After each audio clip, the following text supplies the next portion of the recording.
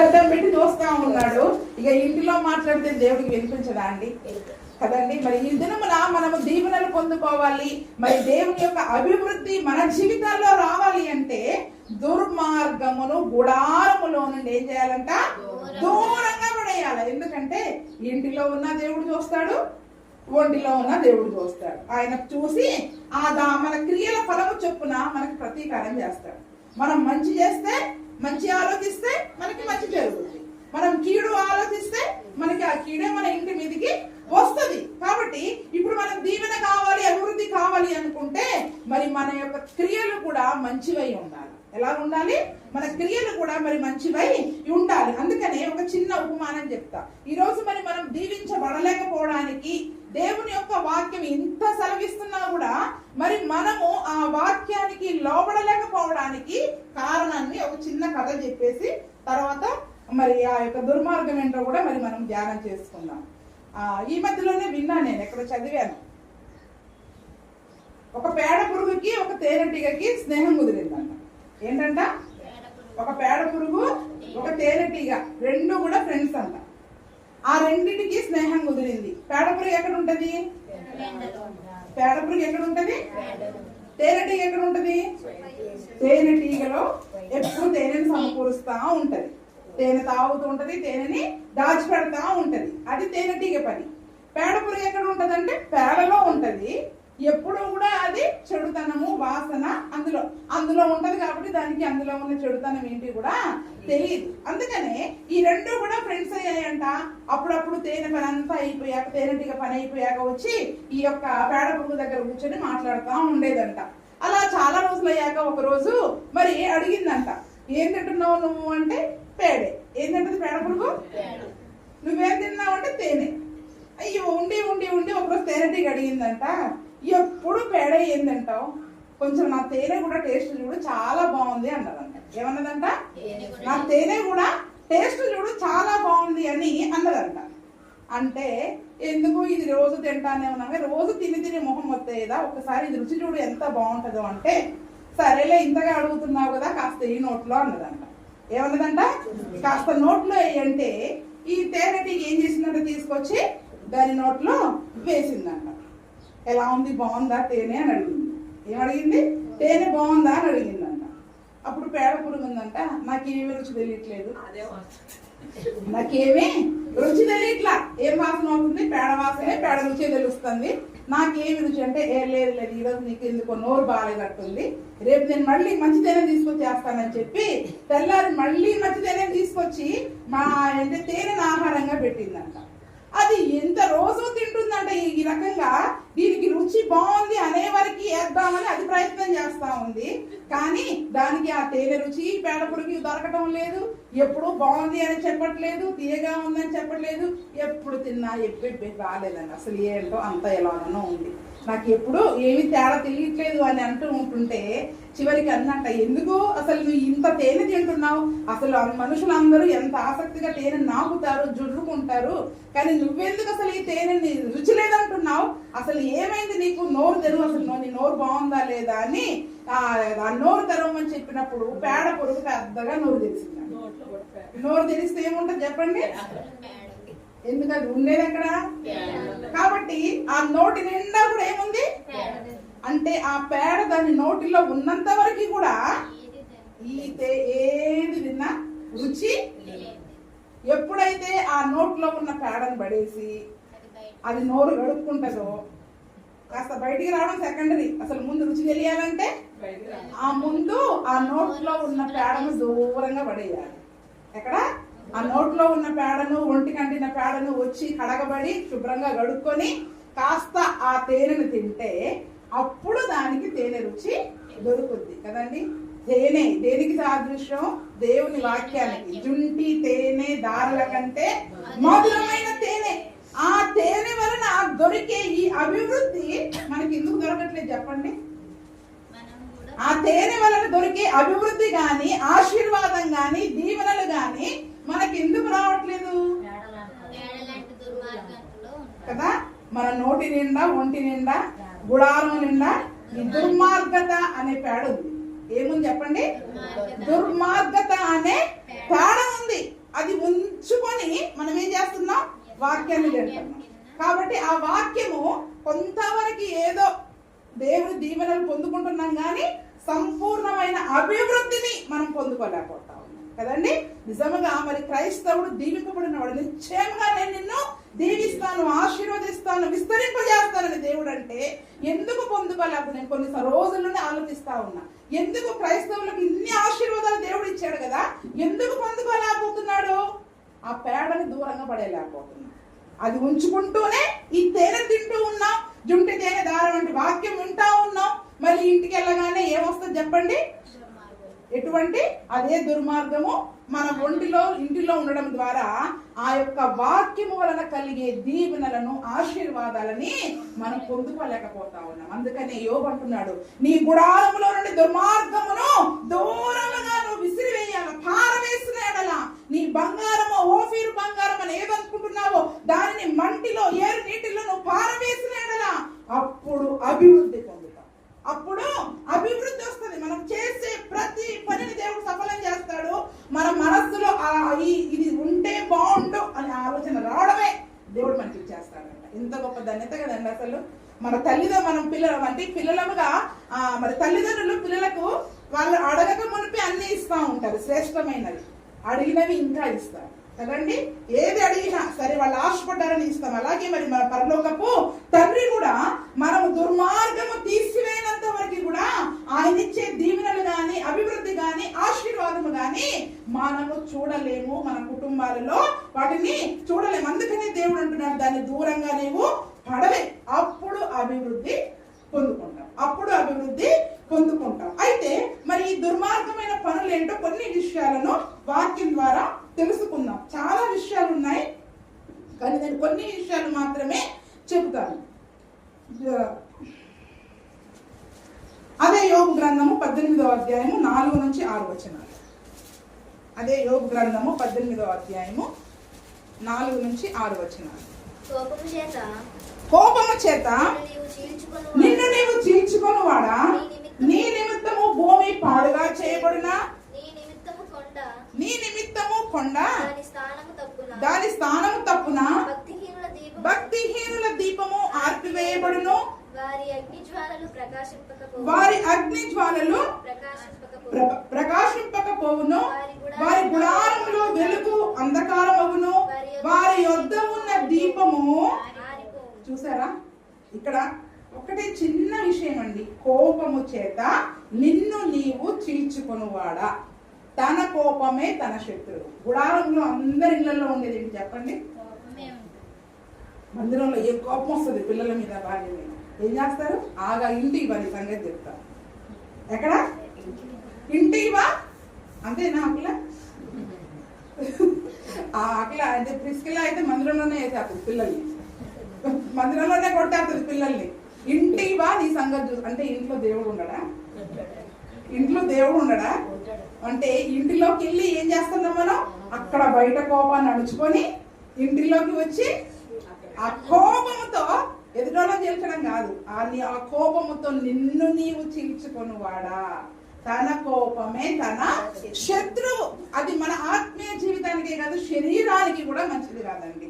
ఆ సహజంగా అందరిలో కోపం ఉంటది, ఉండదని ఆ దేవుడు చెప్పలేదు. కోపపడండి, కానీ అది దాని వలన పాపము అనేది మనం చేయడానికి వీలు లేదు. అందుకనే అటువంటి కోపము ఈరోజు మన కుటుంబాలలో ఉండి చాలా మంది యొక్క ఆత్మీయ జీవితాలను పాడు చేస్తా ఉంటుంది. ఏం చేస్తా ఉంటుంది చెప్పండి? ఆత్మీయ జీవితాన్ని పాడు చేసేదిగా ఉంటుంది. అందుకనే కోపము దేవుని నీతిని నెరవేర్చదంట. దేని నెరవేర్చదంట? ఈ రోజు నాకు చాలా కోపం అండి అని అంటే దేవుని నీతిగా ఎప్పటికీ నువ్వు మార్చబడలేవు, పరలోకానికి ఎప్పటికీ పోలేవు. గ్రేట్ గా చెప్పుకుంటాం కదా, నాకు చాలా కోపం అండి అని, పరలోకానికి పోలేదు. సిగ్గుపడాలి మనం ఆ విషయాలలో. ఏంటది? ఈసారి ఎవరైనా అన్నారనుకోండి నాశనానికి, డైరెక్ట్ నరకానికే పోతావు నువ్వని చెప్పండి. ఎవరైనా నాకు చాలా కోపము, నన్ను అంటే నా కోపం ఎక్కువ, నేను అసలు తగ్గను అని అన్నారనుకోండి, డైరెక్ట్ గా నువ్వు నరకానికే పోనీ టికెట్ అని చెప్పేసి అప్పుడు దెబ్బకి మారుతారు. మనలో కూడా కోపం అనేది చాలా ఉంటదండి. ఎన్నో విషయాలలో మనకి ఆ కోపం అనేది వస్తుంది, కానీ మనం ఏం చేస్తాం? బయట అణుచుకొని ఇంటిలో వచ్చి కోపడతా ఉంటాం. బయట అణుచుకొని ఇంటిలో వచ్చి కోపడతారు. ఆ బయట అణుచుకున్నది ఏదో ఇంటిలో కూడా అణుచుకుంటే అయిపోద్దిగా కదండి. బయట అణుచుకొని వచ్చావు కదా, ఇంటిలో కూడా అణుచుకుంటాం. అంటే ఇంటిని ఏం చేసుకుంటారంటే మన ఇష్టారాజ్యముగా ప్రవర్తించడానికి ఒక కేంద్రంగా పెట్టుకుంటాం. మనం ఇంట్లో ఏం చేసినా మనకి ఎవరు చూడరు, ఎవరు అడగరు. అందుకనే మీకు ఆ ముందు వాక్యాలు చదివిపించా. ఇర్మియాలో ఏమన్నాడు దేవుడు? మీ హృదయమును పరిశోధించువాడను నేనే, అంతరంగములను పరీక్షించువాడను నేనే. ఈ ముక్కు మీద కోపం రాగానే అణుచుకుంటే లోపల ఉండేది దేవుడు చూడట్లేదా? ఇప్పుడు లోపల ఉంది దేవుడు చూస్తున్నాడా? హృదయంలో ఏమనుకుంటున్నా దేవుడు చూస్తున్నాడా లేదా? కాబట్టి ఆ కోపము అనే దుర్మార్గంతో మన కుటుంబంలో ఉన్నంత వరకు కూడా మన కుటుంబాలలో అభివృద్ధి అనేది ఉండదండి. ఏముండదంట? మన కుటుంబాలలో అభివృద్ధి అనేది ఉండదు. అందుకనే మరి వారి యొక్క వెలుగు ఏమైపోతుందో చెప్పండి. వారి గుడారములో వెలుగు అంధకారం అయిపోద్దంట. వారి వద్ద ఉన్న దీపము ఆరిపోద్దంట. చూడండి, దీపం ఆరిపోతే వారు చీకటిలోనే ఉన్నవారిగా ఉంటారు. మరి దేవుని యొక్క వెలుగు మన కుటుంబాలలో ప్రసరింపబడాలి. ఆ వెలుగును మనం పోగొట్టుకునే వారముగా మరి మనము ఉండకూడదు. కోపపడే వారముగా మరి మనము ఉండకూడదు. దీని గురించి కూడా ఇంకొక మాట చదవండి. ప్రసంగి 7:9. ప్రసంగి 7:9.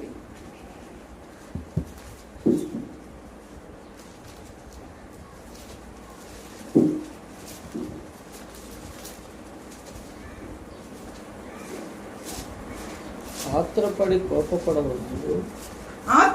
కోపపడవద్దు. బుద్ధిహీనుల అంతరంద్రియములలో కోపము సుఖ నివాసము చేయును. దొరకలేదా మీకు ఎవరికి? 7:9 ఏమంటున్నారు చెప్పండి. ఆత్రపడి కోపం. కొద్ది మందికి ఆత్రం ఎక్కువ. అసలు పూర్తిగా వినరు సంగతిని కూడా. ఏంటండి? సంగతిని పూర్తిగా వినరు. సగం మీరు ఏం చేసేస్తారు? ఆత్రం, వెంటనే కోపం వచ్చేస్తా ఉంటుంది. ఆత్రపడి కోపపడవద్దు, తొందరపడి కోపపడవద్దు. అసలు సంగతిని పూర్తిగా వినాలా, ఎందుకు జరిగింది, ఎలా జరిగింది అనే సంగతిని గురించి మనం ఏం చేయాలా? ఆలోచించి ఈ సంగతికి అసలు నేను కోపపడాలా, కోపపడొద్దా అని కొంచెం వివేకము కలిగి నిజముగా మనం ప్రవర్తిస్తే అటువంటి దుర్మార్గము అనే కోపాన్ని మన ఇంటిలో నుండి దూరముగా పారవేసుకోగలుగుతామండి. అంటే కొద్ది సమయము మనం వివేకముతో ఆలోచించగలిగితే ఈ సంగతికి నేను కోపపడాలి, ఏ సంగతికి నేను కోపపడకూడదు అని మరి మనం ఆలోచించే వారిగా ఉండాలి. ఆత్రపడి కోపపడవద్దు. ఎవరిలో ఒకదంటే ఈ కోపము బుద్ధిహీనుల అంతరంద్రియముల యందు కోపము సుఖ నివాసము. అంటే నాకు ముక్కు మీద కోపం, నాకు వెంటనే కోపం అంటే వాడు బుద్ధిహీనుడు అనే వాక్యం చెప్తుంది. ఎవరంటే వాడు బుద్ధిహీనుడిలో ఉంటది కోపం, భక్తి పరుల్లో ఉండదు. దేవుని యందు భక్తులు కలిగే వారిలో ఈ కోపము ఉండదు. బుద్ధిహీనుడి యొక్క అంతరంద్రియముల యందు అంటే ప్రతి లోపల ఎక్కడ కదిలిస్తే అక్కడ కోపమే వాడికి. ఇట్లా కదిలించాలంటే భయం, మాట్లాడాలంటే భయం, ఏం చేద్దామన్నా భయమే వాడితోటి. బాబోయ్ ఏం చేస్తే ఏం కోపడతారో అని భయంతో అసలు అటువంటి వాళ్ళతో చాలా మంది మాట్లాడడానికి కూడా భయపడతా ఉంటారు. మనుషులను పోగొట్టుకుంటామండి. కోపం వల్ల సంబంధాలు పాడైపోతాయి, రక్త సంబంధాలు పాడైపోతాయి, స్నేహాలు పాడైపోతాయి. మనుషుల మధ్య ఆ యొక్క ప్రేమ ఆప్యాయత అనేది తగ్గిపోతా ఉంటది ఆ కోపం వల్ల. కానీ ఆ కోపాన్ని మనం తగ్గించుకొని ఒక నిమిషము మనం నెమ్మదిగా మాట్లాడినప్పుడు వారి మధ్యలో ఆ సంబంధాలు అనేవి పెరుగుతాయి. కోపడి ఎంతమంది ఎన్ని కుటుంబాలు పాడు చేసుకోవట్లేదు చెప్పండి. కోపంతో ఎన్ని కుటుంబాలు పాడైపోవట్లేదు. కోపం వచ్చి భార్య వెళ్ళిపోద్ది, కోపం వచ్చి పిల్లలు వెళ్ళిపోతారు, కోపం వస్తే సంఘస్థులు ఇంటికి వెళ్ళిపోతారు. అంతేనా? అందరికీ కోపమే. అక్కడ సంఘంలో కోపమే, ఇంటిలో కోపమే. అక్కడ మందిరంలో కోపం వచ్చింది అనుకోండి, ఎక్కడ వచ్చి చూపిస్తాం మళ్ళీ మనం? అది ఇంటి దగ్గరకు వచ్చి చూపిస్తాం. అందుకనే కోపము వలన మరి మన యొక్క ఆత్మీయ జీవితమే కాదు, కుటుంబ వ్యవస్థ కూడా పాడైపోద్ది. సంబంధాలు అనేవి మరి పాడైపోయే విధంగా ఉంటాయండి. కాబట్టి మరి ఆ కోపాన్ని మరి నిజంగా మరి మనం తగ్గించుకుంటే ఆ దుర్మార్గత అనే పులిసిన పిండిని, ఆ దుర్మార్గమును మన కుటుంబంలో నుండి దూరంగా నిజంగా మనం పారవేసే వారముగా ఉంటే మన కుటుంబంలో నెమ్మది ఉంటది, సమాధానం ఉంటది, అభివృద్ధి ఉంటది. నువ్వు దేనినైనా నువ్వు యోచన చేయగా అది నీకు స్థిరపరచబడును అని దేవుని యొక్క వాక్యము మన జీవితంలో నెరవేరుతుంది. రెండవది ద్వితీయోపదేశకాండము 1:26. నేను త్వరగా చెప్పేస్తా ఉన్నాను సంగతులన్నీ కూడా. ద్వితీయోపదేశకాండము 1:26. రెండవది. మొదటిది కోపము. రాసుకో కీర్తన. రాస్తున్నావా? అంశాలు రాసుకో.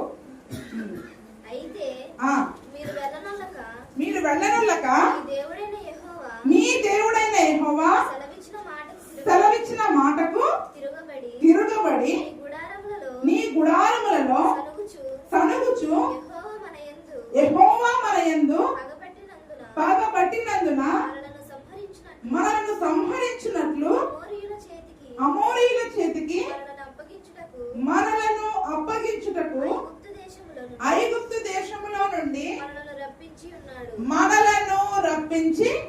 వీళ్ళు ఏం చేస్తున్నారంట? గుడారంలో ఏం చేస్తున్నారంట? వీళ్ళు సణుగుతున్నారు. ఎందుకు సణుగుతున్నారంట? కనాను దేశానికి వేగు చూడడానికి వెళ్ళారండి. తెలుసు కదా మనకందరికి. కనాను దేశానికి వేగు చూడడానికి వెళ్ళారు. వేగు చూసి వచ్చాక అక్కడ ఉన్న అమోరీయుల గురించి మరి చాలా మంది 10 గోత్రాల వాళ్ళు 10 మంది ఏం చెప్పారు? అబ్బో, వాళ్ళు చాలా బలవంతులు, చాలా ఎత్తుగా ఉన్నారు, వాళ్ళతో మనం యుద్ధం చేస్తే ఓడిపోతాము, మనం గెలవలేము అన్నాడు. ఇద్దరు మాత్రం ఏం చేశారు? ఏం కాదు, దేవుడు మనకి తోడుగా ఉంటాడు, మనము గెలవచ్చు అని ఇద్దరు చెప్పారు. అక్కడ విన్నారు మందిరంలో. అక్కడ ఆ మీటింగ్ అయినప్పుడు మీటింగ్ లో ఉన్నారు, విన్నారు. ఇంటికి వచ్చి ఏం చేస్తున్నారంట? ఇంటికి వచ్చి ఏం చేస్తున్నారు? ఎక్కడ? గుడారములో. ఆ మాటకి ఖచ్చితంగా మీరు ధ్యానం చేసుకోవాలి. ఎక్కడ సణుగుతున్నారు? గుడారములో సణుగుతున్నారు. అక్కడ వింటాం వాక్యం. ఎక్కడికి వచ్చి సణుగుతాం? ఇంటికి వచ్చి సణుగుతాం. అలా చెప్తారా వాక్యం? ఇలా చెప్తారా? ఈ సమస్యను ఎట్లా జయిస్తాం? అసలు వాళ్ళకి వస్తే అర్థమవుతుంది. చెప్పడానికి ఏముంది? 100 చెప్తారు వాక్యాలు. అలా ఎలా చేస్తాం? అసలు ఎలా కుదురుతుంది? ఏంటండి, ఎలా కుదురుతుంది, ఎలా చేస్తాం అని ఇంటికి వచ్చి గుడారంలో సణుగుతాం. అంటే ఇప్పుడు మన గుడారంలో ఏముందని చెప్పండి? దుర్మార్గతే. ఆ దుర్మార్గత ఈక్వల్ టు సణుగులు. మొదటిది దుర్మార్గత ఈక్వల్ టు కోపం. రెండవది సణుగులు. నిజానికి దేవుని యందు విశ్వాసం లేనట్టుగా వారు ప్రవర్తించారు. కాబట్టి సణిగిన వారందరూ ఏమైపోయారు చెప్పండి? అక్కడ నశించిపోయినట్టుగా మరి మనం చూస్తా ఉన్నాం. అరణ్యంలో ఎన్నో సార్లు మోషం మీద సణుగుతూ ఉన్నారు. సణగడము అనేది అవిశ్వాసానికి సూచన. దేనికి సూచన అండి? అల్ప విశ్వాసానికి, అవిశ్వాసానికి సూచన. ఇంత దూరం నడిపించిన దేవుడు ఇక ముందుకు నడిపించడా? ఇన్ని యుద్ధాలలోకి వీరి పక్షముగా ఉండి గెలిపించిన దేవుడు ఆ బలవంతులైన వారి మీద జయం ఇవ్వడా? ఒక పెద్ద సమస్య వచ్చేసరికి మనకి ఏమొచ్చేస్తారు చెప్పండి? ఏం కాదమ్మా, నువ్వు ధైర్యంగా ఉండు, మీకు మేలే కలుగుద్దని అంటే అట్లా ఎట్లా కలుగుద్ది? ఆ సమస్య చూడండి ఎంత పెద్దగా ఉందో. అంత పెద్ద సమస్యని మా ముందుంటే మీరు అలాగే నమ్మకంగా ఉండమని చెప్తారు. మనలో ఏమొస్తుంది చెప్పండి? ఎంతసేపు మనం ఏం చేయాలి? ఈ మధ్యలో ఎలాగైపోయిందంటే విశ్వాసులు భయపడేది కాక మమ్మల్ని కూడా భయపడమని చెప్తా ఉంటారు. అంటే మేము భయపడి అమ్మో అలాగైందా, ఇలాగైందా, ఎలా అమ్మా అంటే అప్పుడు మనకి ఏంటి? అమ్మయ్య గారు మంచిగా మాట్లాడారు, ఏం కాదమ్మా ధైర్యంగా ఉండు, ఏమైతుంది పో అని అన్నాం అనుకో, పట్టించుకోవట్లేదండి. అసలు ఏమంటారు చెప్పండి? పట్టించుకోవట్లేదండి. ధైర్యం ఒక మాట చెప్తే సరిపోదు. మీరు కూడా భయపడి కాసేపు యాక్టింగ్ చేసి భయపడకుండా మీ భయాన్ని మేము పొందుకొని కాసేపు భయపడినట్లు చేస్తే అబ్బా నిజంగా అమ్మగారు మంచిగా చెప్పారు అని అనుకుంటాం. అంటే చూడండి, ఒక ధైర్యం వచ్చినాము ఆ రోజు మనం ఏమి కాదు, ఈ సమస్యని వారిని మనం జయించగలుగుతామని ఇద్దరు చెప్పారు. జయించలేమని 10 మంది చెప్పారు. మనం ఎవరి మాట వింటాం? ఎంతమంది మాట వింటాం? ఊరంతా మనకు చేత కాదని చెప్తుంటే, చచ్చిపోతామని చెప్తుంటే అయ్యగారేంటి నువ్వు బతుకుతావని చెప్తున్నారు. అది అలా ఎలాగైంది? ఊరి మాట వింటామా, అయ్యగారి మాట వింటామా? ఎంత చెప్పినా అమ్మా విశ్వాసం కలిగి ఉండండి, విశ్వాసం కలిగి ఉండండి, ఏం కాదు, మీ దేవుడు తప్పకుండా మనకు జయమిస్తాడు, ఈ సమస్యను మనం జయించగలుగుతాము అని చెబుతున్నా కూడా ఊరంతా అడు చూడు, ఈ రోగం వచ్చి వాళ్ళు చచ్చిపోయారు, ఈ సమస్య వచ్చి వాళ్ళు అలాగైపోయారు, మనకి ఎలాగవుతుంది అని మనుష్యుల వైపు చూస్తాం కానీ దేవుని వైపు చూడము, దేవుడు చెప్పిన వాక్యం వైపు చూడము. ఆ తేనెటీగ ఎంత పోసినా ఈ అవిశ్వాసము, అల్ప విశ్వాసము, సణుగులు మనలో ఉన్నంత వరకు ఆ రుచి తెలవదు, ఆ వాక్యం యొక్క శక్తిని మనము గ్రహించలేము. కాబట్టి ఏం చేస్తాం? మనం అనుకున్నదే చేస్తాం, మనం అనుకున్నదే చేస్తాం. వాళ్ళు ఏం చేశారంట? దేవుని మీద తిరుగుబాటు చేసి గుడారంలో సనుక్కొని మనల్ని చంపడానికి తెచ్చాడండి ఐగుప్తు నుండి. ఇంత దూరం యేసు ప్రభు మమ్మల్ని నమ్ముకున్నందుకు చంపడానికి తీసుకొచ్చాడండి మనల్ని.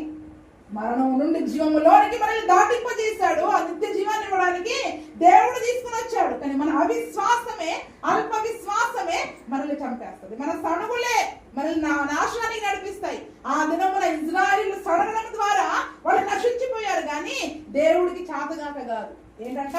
దేవునికి చాతగాక సణిగిన వారందరూ అరణ్యంలో నశించిపోయారంట. ఏంటంట?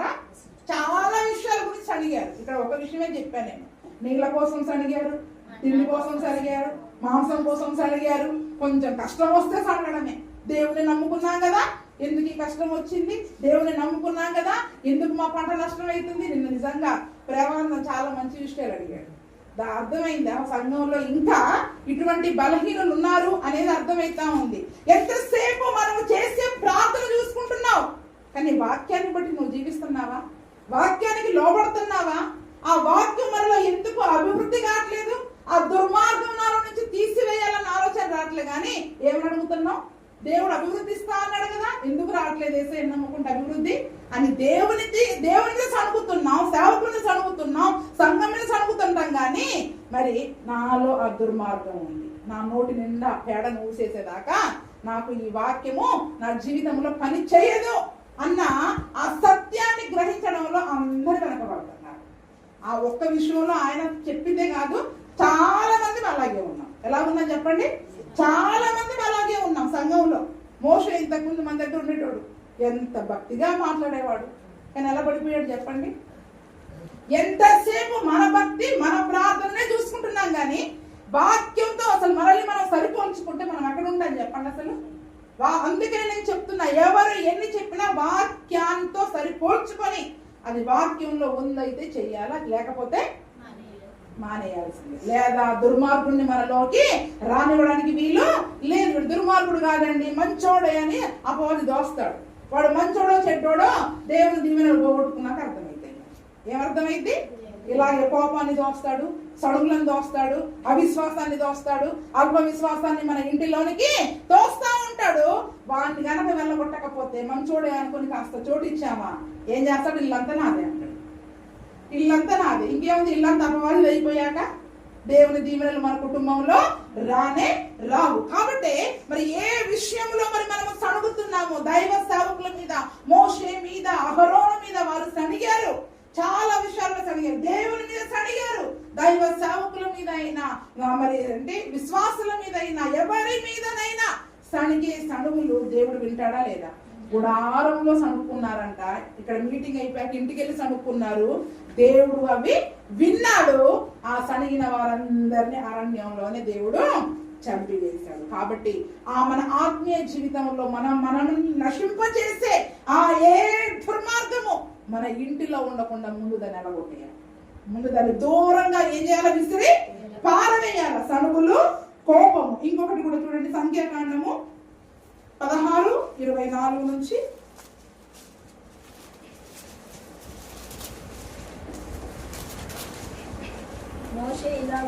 మోషే ఇలాగ సెలవిచ్చెను, కోరహు, దాతాను, అబీరాముల యొక్కయు నివాసములు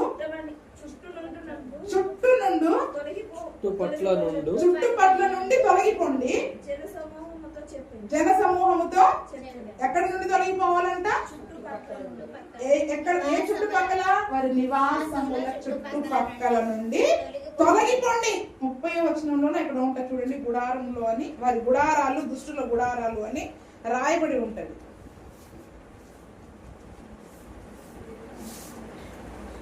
కనిపించిందా? 30వ వచనం చూడండి. అయితే యెహోవా గొప్ప వింత పుట్టించుట వలన వారు ప్రాణములతో పాతాళంలో కూలినట్లు భూమి తన నోరు తెరిచి వారికి కలిగిన సమస్తమును మృంగివేసిన యెడల వారు యెహోవాకు అలక్ష్యము చేసిరని మీకు తెలుసుకొనెను. అప్పుడు ఆ మాటలని చెప్పి చాలించగానే వారి కింద నేల నెరవేర్చెను. భూమి తన నోరు తెరిచి వారిని వారి కుటుంబములను, కోరాహు సంబంధులందరినీ, వారి సమస్త సంపాద్యములను మింగివేశాను. చాలా ఇక్కడ మనం చూసుకున్నట్లయితే చూడండి, దుష్టుల గుడారము నుండి అనేది ఇంకొక కూడా మాట కూడా ఉంటది. 27వ వచనంలో, 26వ వచనంలో ఉంది చూడండి. అతడు ఈ దుష్టుల గుడారము యొద్ద నుండి తొలగి పోడి మీరు వారి పాపములన్నిటిలో పాలివారై నశింపక ఉండినట్లు వారికి కలిగినదేది ముట్టకుడు అని ఆ సమాజముతోటి అనేను. ఇది దుష్టుల గుడారము ఎవరిదంటండి? ఇంకొకటి ఏముంటదంటే గుడారంలో తిరుగుబాటు ఉంటది. ఏముంటదంట? తిరుగుబాటు ఉంటది. ఏదైనా అక్కడ అవకాశం ఏలేదు అనుకోండి, మందిరంలో ఎక్కడికి వచ్చి బాధపడతాం? ఇంటికి వచ్చి ఆహా అయ్యగారు ఈరోజు నాకు అవకాశం ఇవ్వలేదు, అలా చేయడానికి ఇవ్వలేదు, ఇలా చేయడానికి ఇవ్వలేదు అని ఒక వారి సేవకుల పైన తిరుగుబాటు చేస్తా ఉంటారు. ఎక్కడికి వచ్చి చేస్తాం? అది కూడా ఇంటిలోనే చేస్తాం. ఎక్కడ చేస్తామండి? ఇంటిలో తిరుగుబాటు చేశారు. ఎవరెవరు చేశారంట? దాతాను, అబీరాము, కోరహు అనే వాళ్ళందరూ కూడా చేశారంట. వీళ్ళందరూ కూడా ఏం చేశారంటే, మరి అక్కడ లేవీలందరినీ కూడా మరి దేవుడు అక్కడ యాజకులుగా ప్రతిష్ఠించిన తర్వాత మరి ఆ ప్రధాన యాజకుడైన అహరోను చేయవలసిన ఆ పనిని వారు చెయ్యాలని చెప్పి వీళ్ళు ఏం చేశారు? దేవుడు మీతోటే మాట్లాడా, మాతో మాట్లాడటం లేదా, ఆ వెలుగును మేము చూడలేదా, ఆ మేఘాన్ని మేము చూడలేదా అని చెప్పి మరి వారి మీదకి విరోధముగా లేచి మీరు అవసరమే లేదు, మేమే వెళ్ళిపోతాం కానానుకు అని చెప్పేసి మోషే అహరోనుల పైన తిరుగుబాటు చేసినట్టుగా చూస్తా ఉన్నాం. అంటే ఇవన్నీ ఎక్కడ చేస్తున్నారు? దాతాను, అబీరాము, కోరహు ఈ 3 ఇళ్ళు ఉంటాయి కదా, ఓ ఇంట్లో కూర్చుంటారు. ఎక్కడ కూర్చుంటారు చెప్పండి? ఈ 3 కుటుంబాల ఉంటారు. ఈ 3 కుటుంబాలకి మోషే అహరోను మీద కోపం, సేవకుల మీద కోపం. ఏం చేస్తారు? ఏదో ఒక ఇంట్లో కూర్చుంటారు.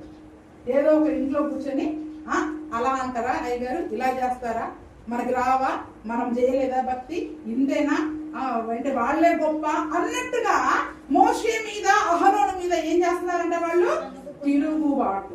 ఏం చేశారంట? తిరుగుబాటు అండి. మనం ఇంటిలో కూర్చొని ఎన్నిసార్లు సేవకుల మీద తిరుగుబాటు చేసి మాటలు మాట్లాడుకున్నామా లేదా? సేవకుల మీద ఎన్నిసార్లు తిరుగుబాటు మాటలు ఇంట్లో కూర్చొని మాట్లాడుకున్నాం. మరి మనము అలా చెప్పారు వాక్యం, ఇలా చెప్పారు, అలా ఎలా చెప్పాలో మరి మీరే మాకు చెప్పాకంటే మీరే చెప్పొచ్చు కదా వాక్యం. మరి ఎందుకు ఈ బాధలు కదా? అలా చెప్పొద్దు, ఇలా చెప్పొద్దు అని మీరే మాకు చెప్పాకంటే మరి మీరే నిలబడి చెప్తే అయిపోను కదా. మరి పరిశుద్ధాత్మకి లోపడాలా, సంఘస్థులకి లోపడాలా చెప్పండి? పరిశుద్ధాత్మ వాక్యం అది ఏది వచ్చినా యెహోవా నోటి మాట చొప్పున ఆ రోజు ఇశ్రాయేలు చేశారు. యెహోవా నోటి వెంట ఒక్క మాట మోషే ఇది చేయమని చెప్పు, చేయాల్సిందే నోరు మూసుకొని. అది మనకి కష్టమా, నష్టమా, ఇలా చేస్తే మేలా, అసలు ఏం ఆలోచించొద్దు. చెప్పింది చెప్పినట్టు చేసుకుంటూ వెళ్ళడమే మన పని. మనం దేవుని మాటకు అవిధేయత కలిగి మరి అవిశ్వాసులుగా ఉండి ఇలా చేయడం కష్టము అని మనం తిరుగుబాటు మాటలు మాట్లాడితే ఏం జరిగిందండి? అక్కడ ఆ తిరుగుబాటు యొక్క గుడారాలన్నీ ఏమైపోయినాయి చెప్పండి?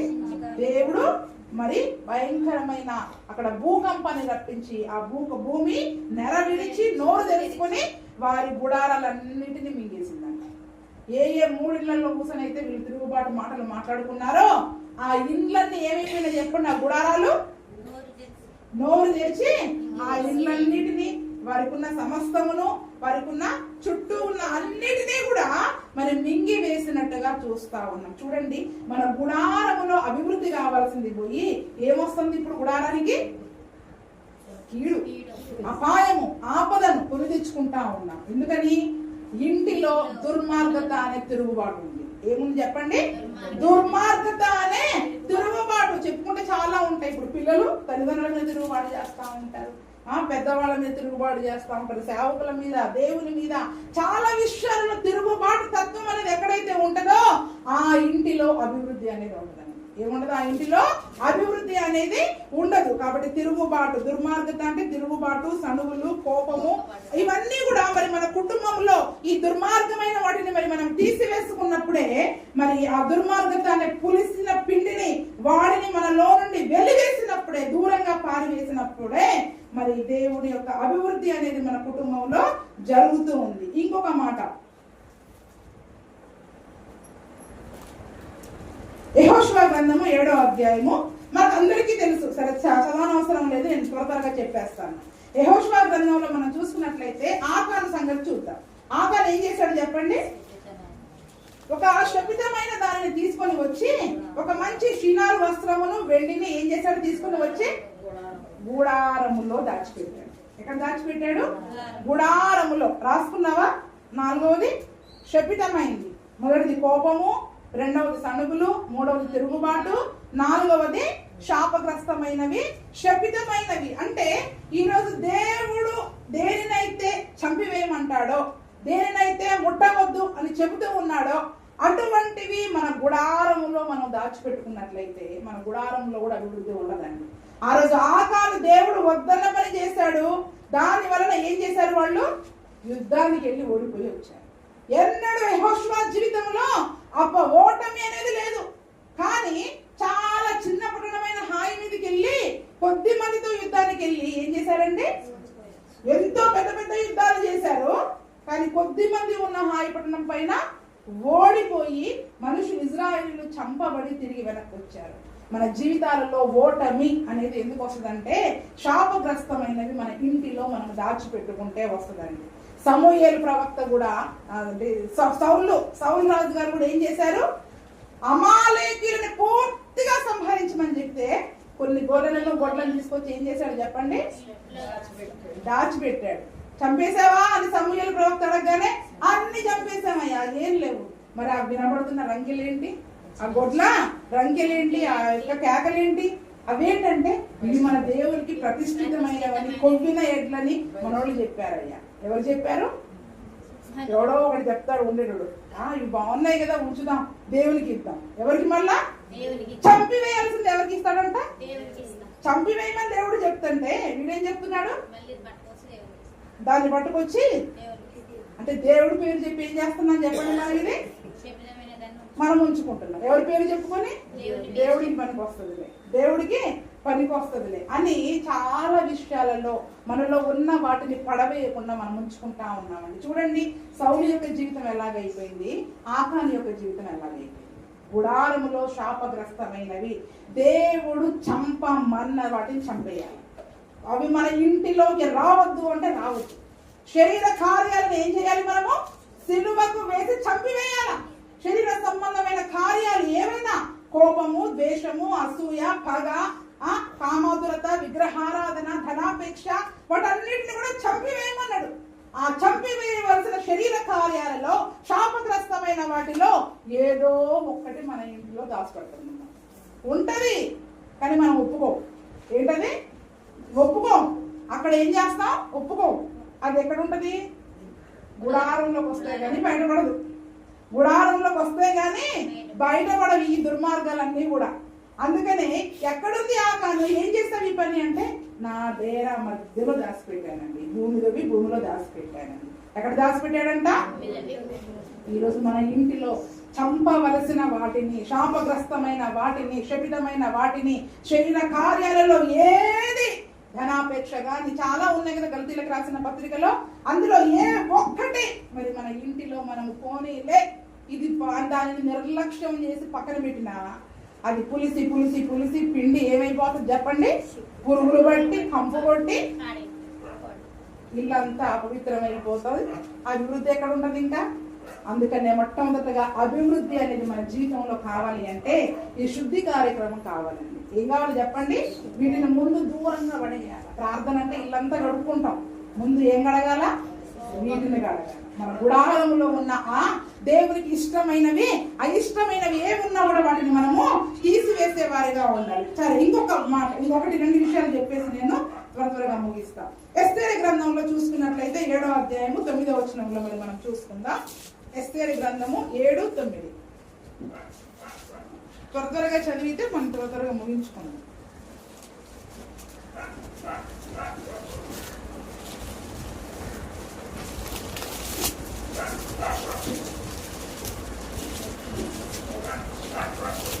దొరకట్లేదు ఎవరికి? 7:9 అమ్మ. ఎస్తేరు గ్రంథము 7:9.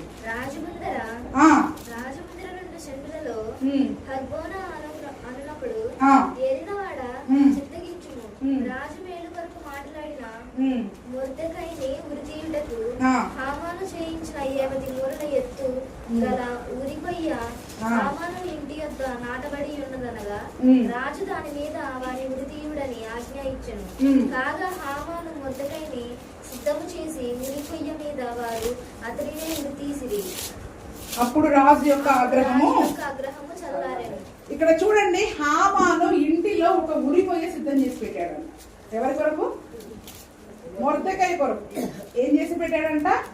ఎక్కడ చేసి పెట్టాడు? ఎక్కడ చేసి పెట్టాడంట ఉరికొయ్య? హామాను ఇంట్లో చేసుకున్నాడు. ఎవరి కోసం? ఇంకెవరి కోసమో ఎవరింట్లో సిద్ధం చేసుకున్నాడు? ఎవరన్నా మన ఇంట్లో మనకు ఉరికొయ్య సిద్ధం చేసుకుంటారండి అసలు? అంటే ఉరికొయ్య దేనికి సాదృశ్యం తెలుసా? ఎలాగైనా వాడిని పడేయాలి, ఎలాగైనా వాడిని ఓడించాలి, ఎలాగైనా వాడిని తక్కువ చేయాలి, ఎలాగైనా వాడిపైన నేను పగ తీర్చుకోవాలి, ఎలాగైనా నేను పగ తీర్చుకోవాలి అనే పగ ప్రతీకారం. ఏంటంటే ఉరికొయ్య అంటే పగ ప్రతీకారం. మనల్ని మనకెవరైనా కీడు చేసినా, నిజానికి అక్కడ మొదకై చేసిన కీడేమీ లేదు. ఏంటంటే ఆయన ముందు వంగి నమస్కారం పెట్టలేదు. ఏంటంట? వంగి నమస్కారం పెట్టలేదంట. ఈయన కొంచెం అధికారిగా ఉన్నాడు. మరి మొర్దెకైకేమో దేవుని ఆజ్ఞ ఉంది. ఏం ఆజ్ఞ ఉంది? ఎవరి దగ్గర సాగిలపడి నమస్కారం పెట్టొద్దు మనుషుల దగ్గర అని మన దేవుని ఆజ్ఞ. మనుషుల దగ్గర పోయి ఎవరి కాళ్ళ మీద పడొద్దని. మరి ఈ హామాను ఏమో అధికారిగా ఉన్నాడు కాబట్టి ఆయనకి ఏం కావాలి? అందరూ నా కాళ్ళ మీద పడాలా, మోకాళ్ళ మీద నా ముందు నిలబడాలా అని ఆయనకు ఆశ. చివరికి ఆయన వంగకయు నమస్కారము చేయకయు ఉండనందుకు ఆయన చంపడానికి మంచి మాస్టర్ ప్లాన్ చేశాడు. ఏం చేశాడంట? మాస్టర్ ప్లాన్ చేసి ఈయన ఇంటి ముందు ఉరికొయ్య చేసుకున్నాడంట. ఇంటి ముందు ఇలాగ ఉంటది కదా వరండాలో, ఇంటి ముందు ఉరికొయ్య చేసి ఉరికొయ్య సిద్ధం చేపించి ఎప్పటికైనా రోజు పొద్దున్న లావగానే దాన్ని చూసి ఎప్పటికైనా మొర్దెకైనా దీన్ని చంపాల్సింది. ఏంటంట? ఎప్పటికైనా మొర్దెకైని దీనిపైన ఎక్కడ? ఇంటిలో కదండి. ఇంటిలో నెమ్మది, క్షేమము, సమాధానము, దేవుని యొక్క సన్నిధిని అనుభవించవలసిన మనలో పగ ప్రతీకారం. వాడు ఎప్పుడు దొరకపోడా? వాడు నాకు అవకాశం రాదా? అందుకనే నేనేమని చెప్పాను? కీడుకు ప్రతి కీడైనను, దూషణకు ప్రతి దూషణ అయినను చేయక దీవించండి. మనం ఆశీర్వాదానికి వారసులు అవడానికి పిలువబడ్డాం. ఈ పగను, ప్రతీకారాన్ని సమయం వచ్చినప్పుడు నేను అనాల్సినవన్నీ అంటాను, దులపాల్సినవన్నీ దులుపుతాను అని ఆడ ఉరికొయ్య పెట్టుకున్నాం అనుకో, ఆ కొయ్య మీద హామానే ఉరి చేయబడ్డాడు. ఎలాగంట? ఎవరు దవ్వుకున్న బోతిలో వాళ్ళే పడతారు. ఏంటంట? చివరికి ఆ ఉరికొయ్య ఎవరు చంపింది? రోజల్లి మొర్దెకై చావాలని చెప్పి అనుకున్నాడు. చివరికి దేవుడు ఏం చేశాడు? ఇట్టుందా నీ పని, గుడారంలో ఇంత దుర్మార్గం పెట్టుకుంటావా నువ్వు అని చెప్పి రా అని అతను వేసిన మాస్టర్ ప్లాన్ కాస్త ఉల్టా అయిపోయి హామానే అక్కడ ఉరి తీసేటట్టు దేవుడు చేశాడు. తన ఇంటి ముందు చేసుకున్న ఉరికొయ్యలో తానే చచ్చిపోయాడు. ఈ రోజు మన ఇంటిలో ఎవరి మీదనైనా పగ, దూషణ, కీడుకు ప్రతి కీడు చేయాలనే ఆలోచన, ఆ ప్రతీకార వాంఛలు మనలో ఉంటే ఆ మంటల్లో మనమే కాలిపోతాం. ఏంటంట? ఆ మంటల్లో మనమే కాలిపోతామంట. అందుకనే అసలు ఆ వాటికి మనలో చోటు ఇవ్వద్దు. పగా ప్రతీకారాలకి మన హృదయాలలో చోటు ఇవ్వ. పగా ప్రతీకారాలు ఎక్కువేం ఉండవులండి. మనకు ఉండేవన్నీ ఏంటి చెప్పండి? కీడుకు ప్రతి కీడు. వాడు మనకి ఇలా చేశాడు కాబట్టి వాడికి ఇంకా అలా నష్టం జరగాల్సిందే. మనకి ఇన్ని అన్నాడు కాబట్టి వాడు ఇంకెవరి ద్వారానో ఆ కీడు తెచ్చుకోవాల్సిందే సమయం వరకు మనం ఎదురు చూస్తా ఉంటాం. అలా కూడా ఎదురు చూడకండి. దూషించిన వారిని దూషించవద్దు. మన కీడు చేసిన వారికి కీడు చేయాలన్న ఆలోచన అసలే రానివ్వద్దు. మన కీడు చేయకపోయినా రానివ్వద్దు, చేసినా రానివ్వద్దు. చేస్తే ఆ కీడు మన మీదకే వస్తుంది కదండి. మేలుకు ప్రతిగా కీడు చేయమని ఇంట నుండి కీడు తొలగిపోదంట. మనం మేలు చేయడానికి పిలువబడ్డాం. దేవుడు మనకి మంచి చేశాడు, మేలు చేశాడు. మనము అందరికి, శత్రువులకు సైతం మేలు చేయవలసిన వారమై ఉన్నాము. కాబట్టి ఎవరికి ఏ హాని, ఏ కీడు తలపెట్టాలని చూసినా అది మన మీదికే వస్తుంది. అది గుర్తుపెట్టుకోండి. మన ఇంట నుండి ఆ కీడు తొలగిపోదు అని సామెతల గ్రంథంలో ఉంది. కాబట్టి ఆ కీడు మన ఇంటి మీదకి రాకుండా మన ఇంటిలో ఎవరి గురించి కూడా కీడుకు ప్రతి కీడు గాని, దూషణకు, ఎందుకంటే నేను మాటికి చెప్పాను, ఇవన్నీ మనం ఇంట్లోనే చేసుకుంటాం. బెడ్రూమ్ లో ఎక్కడ, ఎవరి ముందాను మళ్ళీ ఎక్కడ వెళ్ళి చెప్తారు అని ఎక్కడికి వచ్చి మాట్లాడుకుంటాం? ఇంటిలో, పడక గదిలో, మనస్సులో అనుకుంటాం, రెక్కల గలది ఏం చేస్తుంది? తీసుకొని వెళ్ళిపోద్ది. హృదయ పరిశోధకుడైన దేవుడు ఏం చేస్తాడు? పరీక్షించి పరిశోధించినప్పుడు నీకు చాలా పెద్ద రోగం ఉందమ్మా అని ఇంత పెద్ద లిస్ట్ ఇస్తాడు. చూస్తే షుగర్ హై, బీపీ హై, ఇంకేంటి చెప్పండి, థైరాయిడ్ హై, ఇంకా అన్ని రోగాలే, ఈ దుర్మార్గత అనే రోగాలు. ఒంటి నిండా ఈ రోగాలే, ఇంటి నిండా ఈ రోగాలే. దేవుడు పరీక్షించి చూసినప్పుడు అన్ని పాజిటివ్లే వచ్చేస్తాయి చివరికి. అందుకని మరి అటువంటి దుర్మార్గమును మనలో నుంచి తీసివేయాలి. సమూయేలు గ్రంథంలో కూడా మరి మనం చూసుకుంటే సమూయేలు ప్రవక్త అంటే తీరవసరం లేదు కానీ ఆ సౌలు కూడా దావీదు మీద ఏం చేశాడు చెప్పండి? ఈటెలు విసిరి ప్రతీకారం, పగా ప్రతీకారాన్ని కలిగి ఉన్నాడు. అసూయను కలిగి ఉన్నాడు. ఎవరి మీద కూడా మరి మనం అసూయ అనేది కలిగి ఉండకూడదు. మన నాలుక గాని, మాట గాని, మనస్సు గాని ఎప్పుడు మందిరంలో ఎలాగ కనిపిస్తున్నామో అందరి ముందు, ఇంటిలో కూడా అదే పరిశుభ్రతను మరి మనం కొనసాగించే వారముగా ఉంటే మన కుటుంబంలో ఏం జరుగుద్దంట? మేలు జరుగుద్ది, అభివృద్ధి జరుగుద్ది. నువ్వు దేనినైనా నువ్వు యోచన చేయగా అది స్థిరపరచబడుతుంది. నీ మార్గముల పైన వెలుగు ప్రకాశిస్తుందంట. కాబట్టి మరి నిజముగా ముందుగా ఏ రీతిగా శుభ్రం చేసుకోవాలి, అభివృద్ధికి రావడానికి కావలసిన ఆ చెడుతనమును ఏ రీతిగా తొలగించుకోవాలో నేను ఈరోజు చెప్పాను. తర్వాత వచ్చే వారం నుండి మరి ఈ శుద్ధి కార్యక్రమం అయిపోయాక ఏం చేయాలనేది కూడా తర్వాత చూసుకుందాం. ముందు ఏమవ్వాలి? బదులు కలుపుకోవడం కాదు, ముందు ఈ దుర్మార్గుని ఈ వారం రోజులు రోజుకు ఒక ప్రార్థన చేయండి. అయ్యా వీడు నా ఇంట్లో ఉన్నాడు, నెల్లగొట్టయ్యా యేసు ప్రభు నామములో ఈ చెడుతనము నా ఇంటిలో ఉండడానికి వీలు లేదు. నిజానికి దుర్మార్గుని ఎవరు పిలవమండి, ఎబ్బెబ్బే మాలో లేవండి అంటాం. నువ్వు ఎవరిని పిలవలే, తలుపులు తీయలే, వాడు వచ్చేసి కూర్చుంటాడు. ఏంటండి మనం ఏమంటాం? నోరు తెలిసి నాలో లేవండి అంటాం. నీలో లేవమ్మా, నీ ఇంట్లో కూర్చుంది. ఎప్పుడో నువ్వు ప్రార్థన చేసుకోకుండా పండుకుంటావు చూడదు, నీలోకి వచ్చేస్తుంది. ఎక్కడికి వస్తుంది చెప్పండి? ఎప్పుడో బలహీనంగా ఉంటాం కదా, అది మనలోకి దూరిపోతుంది. అందుకని ఈ దుర్మార్గుని ఎవరు పిలవరండి, అది ఆటోమేటిక్ గా వచ్చేసి మనలో ఈ పాపాలను చేపించి దేవుని యొక్క దీవెనలను, అభివృద్ధిని పొందకుండా మనల్ని ఆటంకపరుస్తూ ఉంటాయి. కాబట్టి ఆ దుర్మార్గుని మీలో నుండి వెళ్ళి వేయండి. అప్పుడు నీవు సర్వశక్తిని ఎంతో ఆనందించేదవు. ఆయన నీకు అపరంజిగా ఉంటాడు, వెండిగా ఉంటాడు. మరి మనం ఏది ఆలోచన చేసినా దాన్ని స్థిరపరుస్తాడు. మన మార్గముల పైన దేవుని వెలుగు.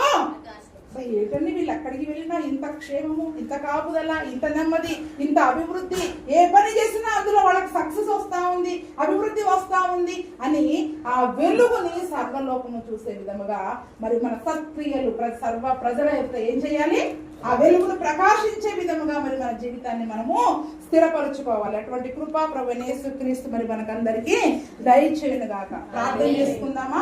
మరి మోకరించి ఒకవేళ ఇందులో ఏ దుర్మార్గాలు చాలా ఉన్నాయి చెప్పుకోవాలంటే, ప్రతి చెడుతనము దుర్మార్గం, ప్రతి శరీర కార్యము దుర్మార్గమైనదే.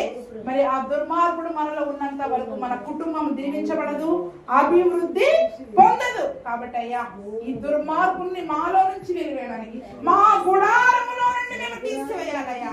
మా ఒంటిలో గాని, మా ఇంటిలో గాని, మా గుడారములో గాని ఎంత మాత్రమును వాడు ఉండి మా ఆత్మీయ జీవితాన్ని పాడు చేయకుండా దేవానివిచ్చే ఆ యొక్క ఆశీర్వాదాలు, అభివృద్ధిని వాడు దోచుకొని పోకుండా వారిని వెళ్ళగొట్టి నీవిచ్చే ఆ సర్వ సంపదలు, ఆ సమృద్ధి, ఆ అభివృద్ధిని మరి మేము పొందుకోవడానికి మాకు సహాయం దయచేయ్యా. వాడు ఎక్కడ ఉన్నాడో నాయన, మరి ప్రతి చెడుతనము మాలో ఉండొద్దు. ఏ చెడుతనము నీకు ఆయస్కరమైంది, నీకు అయిష్టమైంది, నీకు హేయమైంది, ఆ దుర్మార్గుడు మాలో ఉండకూడదని అందరం కూడా మరి ప్రార్థన చేసుకుంటాం.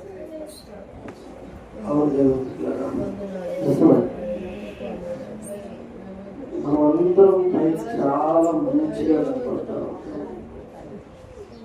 వాక్యం చదివిస్తూ ఉంది. హృదయము బహు ఘోరమైన వ్యాధి కలదు. ఈరోజు ప్రతి మనిషి హృదయంతో పాపం చేస్తున్నాడు. ప్రతి మనిషి హృదయంలో పాపం చేస్తున్నాడు. అది ఇంటిలో, బయట ఎక్కడ కనపడట్లేదు కానీ ఇంటి మధ్య మరి అది బయలుపడతా ఉంది. దేవుడు చూస్తున్నాడు. దేవుడు వాళ్ళతో మాట్లాడాడు. అవును దేవుడు పెట్టాడు. అయ్యా నాతో మాట్లాడినందుకు వందనాలు. ఒకవేళ నా ఇంట్లో ఏమైనా దుర్మార్గం ఉందేమో, ఒకవేళ నా ఒంట్లో ఏమైనా దుర్మార్గం ఉందేమో, నా హృదయంలో ఏమైనా ఆ దుర్మార్గం ఉందేమో, నీ నామానికి వ్యతిరేకంగా ఏమైనా మాట్లాడానేమో, దైవజనులకు వ్యతిరేకంగా ఏమైనా మాట్లాడానేమో అయ్యా, ఒకవేళ శక్తితమైంది నా ఇంట్లో గాని నా హృదయంలో గాని ఏమైనా ఉందేమో, దయచేసి నన్ను క్షమించు, దయచేసి నన్ను మన్నించు అయ్యా. నీ ఇష్ట ప్రకారము నీ చిత్త ప్రకారము నడవడానికి నాకు సహాయము దయచేయి. ఈరోజు నాతో మాట్లాడినందుకు వందనాలు ప్రభు. అయ్యా నా హృదయంలో నుంచి అయ్యా దుర్మార్గంలో తీసుకుని, నా ఇంట్లోంచి ఆ దుర్మార్గంలో తీసుకుని నేను అయ్యా సరి చేసుకోవడానికి నాకు సహాయం దయచేయి. అన్నవారు చేతులు చూపిస్తారు, కలిసి ప్రార్థన చేద్దాం. అయ్యా ఒకవేళ నాకు తెలిసి ఒకవేళ తెలవక ఏమైనా అయ్యా నిశ్చితానికి నీ నామానికి వ్యతిరేకంగా అయ్యా మాట్లాడేలేమో, దైవజనులకు వ్యతిరేకంగా మాట్లాడేలేమో, ఈరోజు మాతో మాట్లాడాలయ్యా. మమ్మల్ని క్షమించండి, మమ్మల్ని మన్నించండి. ప్రార్థన చేద్దాం. మహాపరిశుద్ధుడా మా యేసయ్యా, నీకే వందనాలు వందనాలు వందనాలు స్తోత్రాలు చెల్లించుకుంటాం. ఈ మధ్యాహ్న సమయంలో అయ్యా హరి తులసమ్మ గృహంలో 7 వారాల ప్రార్థనలో మొదటి వారము అయ్యా నీ సన్నిధిలో అయ్యా కనబడటానికి నేను మాకు ఇచ్చిన అవకాశం బట్టి వందనాలు వందనాలు. గ్లోరీ గ్లోరీ గ్లోరీ హల్లెలూయా. అయ్యా నీ వాక్యము ఎటువంటి ఖడ్గము కంటే బలముగా ఉన్నది, 2 అంచుల ఖడ్గము అయ్యా. ఆ వాక్యము ద్వారా మా హృదయాన్ని చీల్చినందుకు వందనాలు అయ్యా. మా హృదయంలో అయ్యా మార్మల్స్ దయచేసినందుకు వందనాలు. మా హృదయంలో కానీ మా ఒంట్లో కానీ మా ఇంట్లో కానీ అయ్యా ఇంటి మధ్యలో కానీ ఎక్కడైనా అయ్యా నీకు వ్యతిరేకమైన ఆలోచన, యెహోవాకు వ్యతిరేకమైన ఆలోచన ఏది వర్ధిల్లదని నేను సెలవిచ్చాను ప్రభువా. అయ్యా అయ్యా దాన్ని మాకు బయలుపరిచినందుకు, దాన్ని మాకు తెలియజేసినందుకు వందనాలు. ఒకవేళ మీ దాస్తులకు వ్యతిరేకంగా ఏమైనా మాట్లాడేవారు అయ్యా మీకు ఇష్టం లేని మాట వారి గురించి ఏదైనా మేము మాట్లాడేదేమో, దయచేసి మమ్మల్ని క్షమించండి. వాక్యము ద్వారా మమ్మల్ని సరిచేసినందుకు వందనాలు. వాక్యానికి సంపూర్ణముగా లోబడ్డాను, వాక్యానికి సంపూర్ణముగా అయ్యా మరి మనస్కరించడానికి మా మనస్సును మార్చండి మార్చండి మార్చండి అయ్యా. ప్రత్యేకముగా అందరితో మీరు మాట్లాడాలనుకుంటున్నాను. ఏ ఒక్కరు హృదయంలో కానీ అయ్యా శరీరంలో కానీ ఇంటిలో కానీ ఇంటి మధ్య ఏ పాపము అది సనుగులు కావచ్చు, కోపము కావచ్చు, ఇంకా ఏది ఉండటానికి అయ్యా చేతి చూపించిన ప్రతి వీడను దీవించాడు, ఆశీర్వదించాడు, నువ్వు సహాయం అందించాడు. ప్రత్యేకముగా అయ్యా హరిని అయ్యా బిడ్డ ఆయన తులసమ్మను అలాగే ఇచ్చిన 2 చిన్న బిడ్డలను అయ్యా మీరు దీవించండి. హరి చిన్న పనుల తోడుగా ఉండండి. బిడ్డలు చదువుతున్నారు, వారికి కావాల్సిన జ్ఞానమే ఆరోగ్యము దయచేయండి. తులసమ్మకు మంచి ఆరోగ్యము దయచేయండి, హరికి మంచి ఆరోగ్యం దయచేయండి, మంచి పనిని దయచేయండి. అలాగే కూడి వచ్చిన ప్రతి బిడ్డలు వారి కుటుంబాలను మేము దీవించి ఆశీర్వదించాం. ప్రత్యేకంగా మరి అయ్యా మరి రోగములతో వ్యాధులతో ఇంకా కష్టములతో ఎవరైతే ఉన్నారో వారందరినీ కనికరించారు. కృష్ణకుమారిని గారిని జ్ఞాపకం చేస్తున్నాం అయ్యా. ఆ కంటి ఆపరేషన్ అయ్యా మరి బుధవారం జరగబోతుంది, కనికరించాను. అలాగే రమణ భర్త కూడా మరి కంటి ఆపరేషన్ కి వెళ్ళారు ఆయన. వారు కూడా మీకు చిత్తమైతే మంచిగా ఆపరేషన్ జరగడానికి ఇప్పుడు వచ్చిన అయ్యా ప్రతి బిడ్డను మీరు జ్ఞాపకం చేసుకోవాలని కనికరించారు. ప్రతి కుటుంబాన్ని అయ్యా మీరు ఆశీర్వదించారు. షుగర్, బీపీ, థైరాయిడ్ అయ్యా మరి కిడ్నీ ప్రాబ్లమ్స్, సయాటికా అయ్యా నడుము నొప్పి అయ్యా ఇంకా ఏమేమి బాధపడుతున్నాయా బిడ్డలందరినీ కనికరించండి, కృప చూపించండి అయ్యా. మా బిడ్డలందరినీ చేతుల్లో పెడుతున్నాం, మీ కాపుదల్లో ఉంచుమని యేసయ్య పేరిట అడిగి వేడుకొనుచున్నాము తండ్రి, ఆమేన్. పొందిన శక్తి నేను ప్రార్థింపగ దయచేయుమా ఏలియా ప్రార్థింపగ పొందిన శక్తి నేను ప్రార్థింపగ దయచేయుమా ప్రార్థించి నిన్ను చేరే భాగ్యమీయుమా ప్రార్థించి నిన్ను చేరే భాగ్యమీయుమా నిరంతరం ప్రార్థింప కృపణీయుమా నిరంతరం ప్రార్థింప కృపణీయుమా ప్రార్థనా శక్తి నాకు కావాలయా నీ పరలోక అభిషేకం కావాలయా ప్రార్థనా శక్తి నాకు కావాలయా నీ పరలోక అభిషేకం కావాలయా యేసయ్యా